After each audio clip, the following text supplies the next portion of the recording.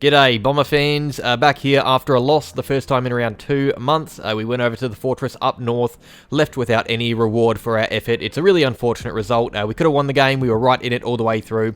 Really entertaining game of footy, great for neutrals, but unfortunately for us now, we dropped the points and now have a bunch of teams breathing down our neck. We do end the round in the top 2 still, which is good, but let's just get on to the review.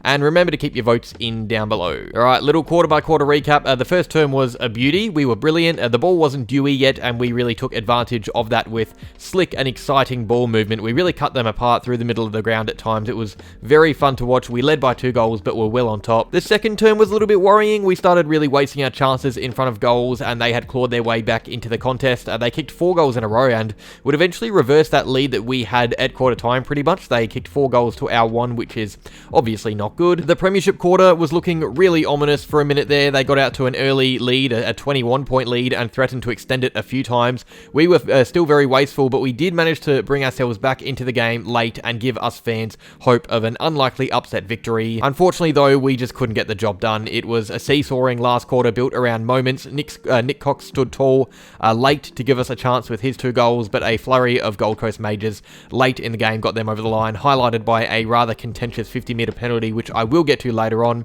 Can't blame the umpires for this one, though. We lost fair and square. We had the chance to win and couldn't.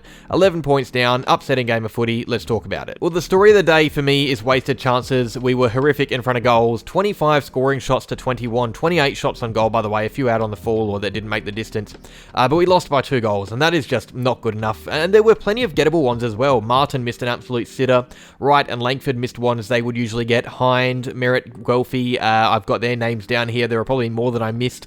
It was a team-wide virus. They caught it during the week, but not just goal kicking. We were wasteful going inside 50 as well. We had so many lead-ups that were not honoured because the ball use was just poor going forward. We were giving Mac Andrew and Sam Collins way too much of an advantage. I was frustrated watching Langford in particular because he was providing good leads but never got any real marking opportunities. The amount of times we kicked it on his head for a one-on-one against Collins, who is one of the strongest defenders in the league, it was just silly ball use. We blazed away. We were not good enough going forward. We couldn't finish our chances.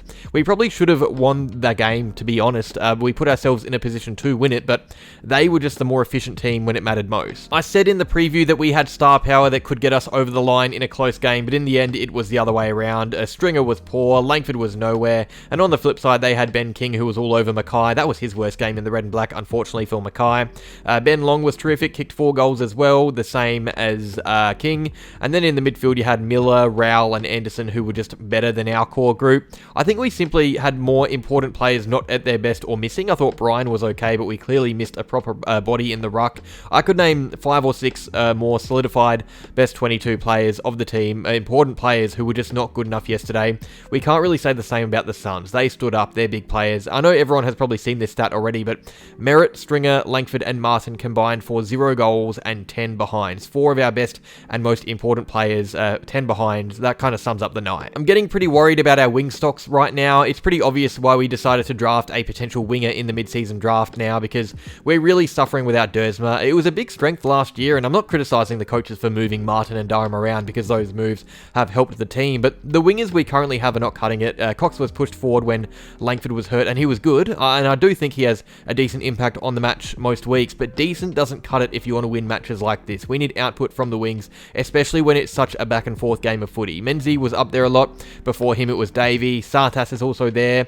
The issue is we don't really have a good backup for our injured Dersma, and it's been evident these last few weeks. This is going to be a huge issue against Carlton, who have Blake Acres, one of the best two-way runners in the comp, because right now our current wingers are guys who are playing in their second position, and that's just the truth. You've got Menzies, Kelly, Heppel, Hind, Sartas. None of them are predominantly wingers, so when they play there, it's a bit worrying, and it's why we have often had equal numbers in D50 on opposition transition. We aren't getting back to help out well enough, so it's a big worry for me. Now, I know people are going to be hot in the comments about the umpiring, so I just want to talk about it early in the video, get it out of the way. I really don't like when it's used as a reason for a loss, because it rarely ever is a reason for a loss.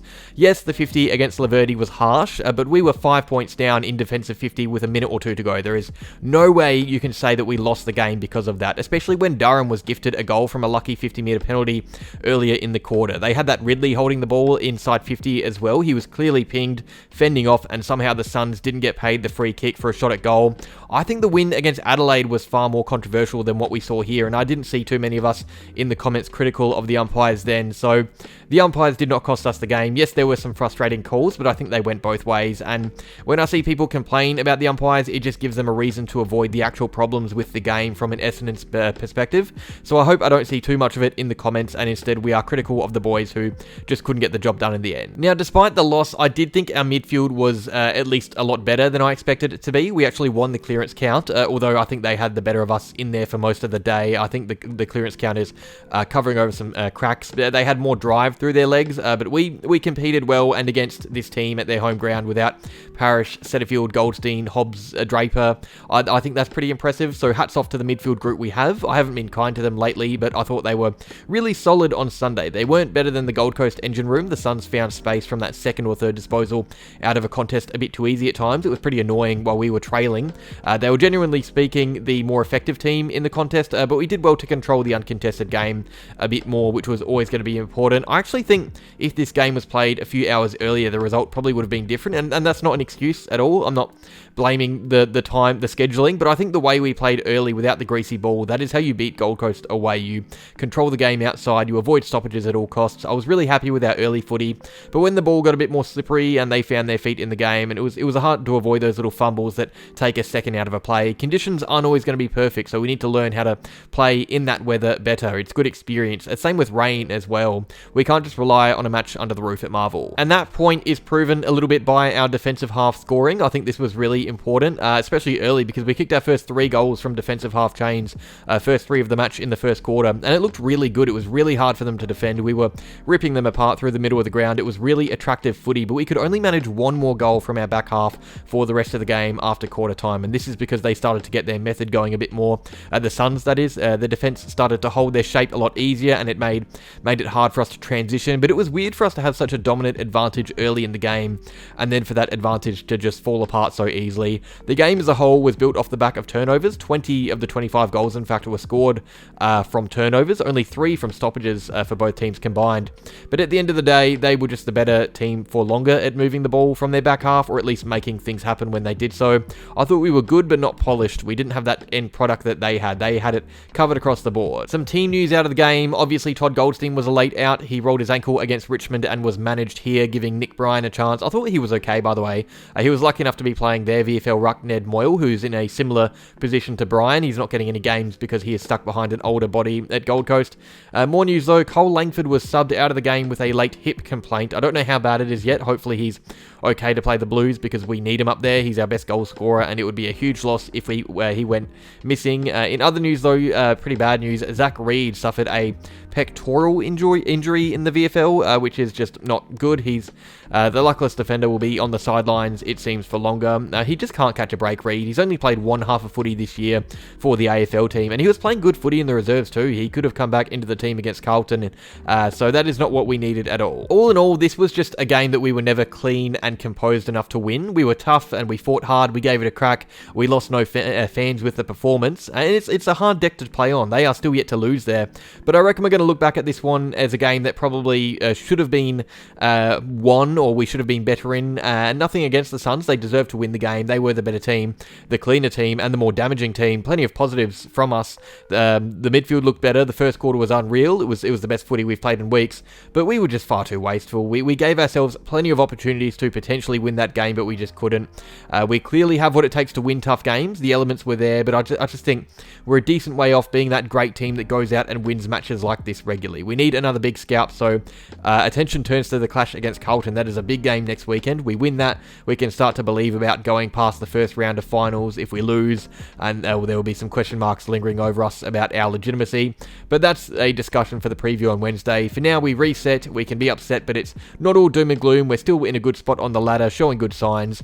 So let's talk about some more positives and get onto the votes. 1 vote to our captain, who was inspirational as he always is in the middle. He would get more love from me if his conversion was just a little bit better. He was our most wasteful player inside 50.